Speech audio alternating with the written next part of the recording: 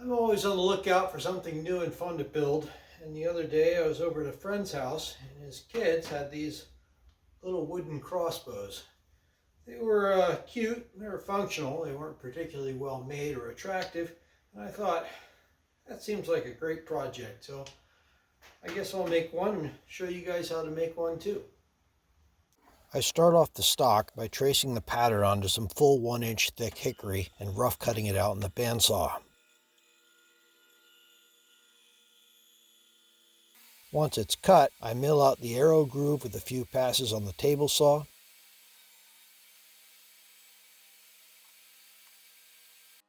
I use the pattern to locate and drill the pinholes for the trigger mechanism. Then drill out the waste for the trigger mechanism mortise. The mortise is cleaned out with a 1/4 inch and 3/4 inch chisel to about 5/16 of an inch width.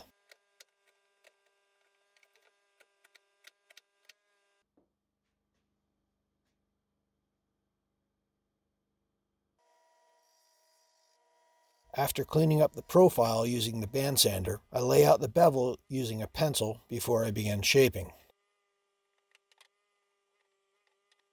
A 1 1/4 inch chisel roughs out the cut, then I tune it up using a flat and half round file.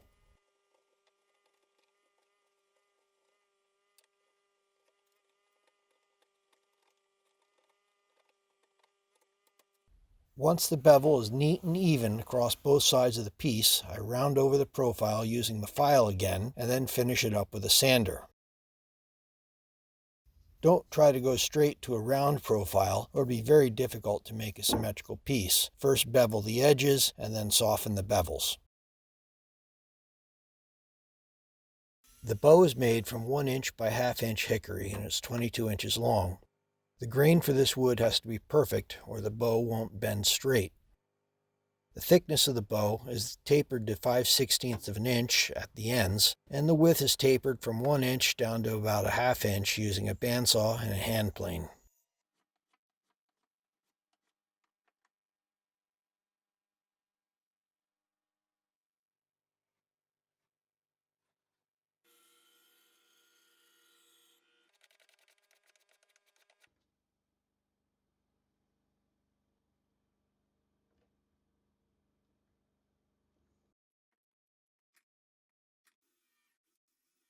Bowstring notches are milled with a round file and the tip shaped again with a flat file.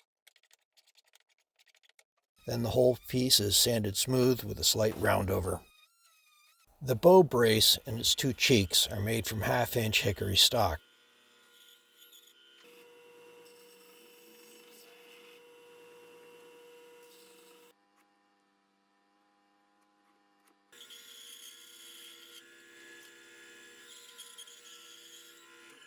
I use some 1-inch stock to ensure the spacing of the cheeks is correct while I glue it up.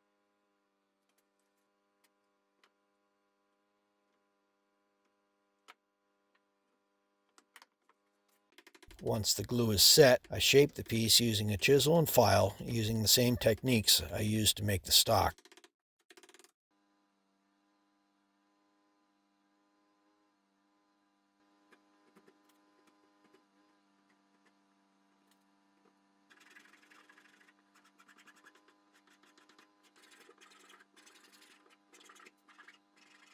The top bolt groove is cut in using a 1/2 inch gouge and smoothed with a half round file. Then the whole piece is sanded and ready for assembly.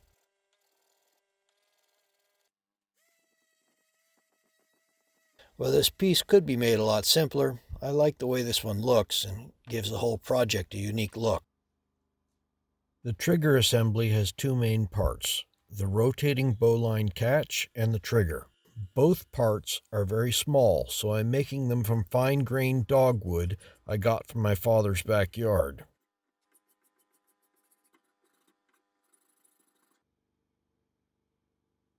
I cut down some large common nails to make the pins and cleaned them up a bit on the disc sander.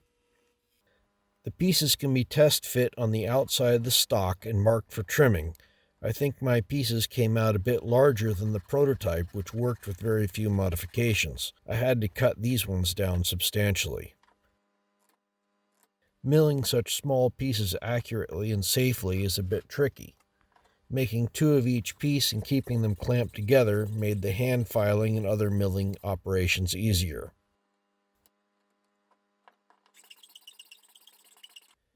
Once all the trimming is done, everything goes into the mortise for some more fitting and adjustments.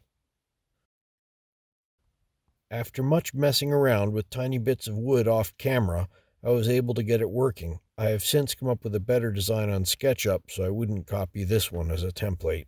The bow is attached to the brace with 2 pre-drilled and countersunk 1 1/4 inch screws. The stock is marked and trimmed to fit the brace and the bow. Here I attached the bow using 1-inch screws from the underside of the stock. Later, off camera, I ended up cutting the stock shorter because it was too long for the pull of the bow, and then reattached with screws from the top because it was much stronger that way. I made a bowline from some leftover trimmer line and gave it a test fire before disassembling everything to give it a coat of boiled linseed oil.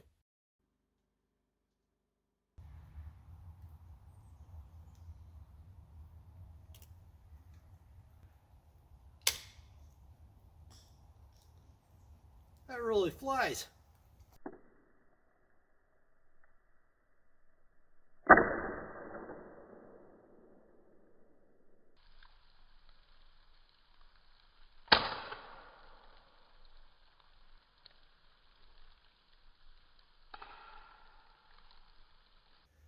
Overall, I'm pretty happy with this project, but there's a few things that can be improved.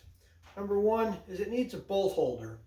Crossbow bolt just sits on top, and if you flop it around, the bolt will drop down. Number two, the trigger mechanism, while it works, doesn't have any springs in it. So once it fires, you have to manually do a reset. I tried making a unit with some wooden springs to act as a return for the bowline catch and a spring for a trigger return.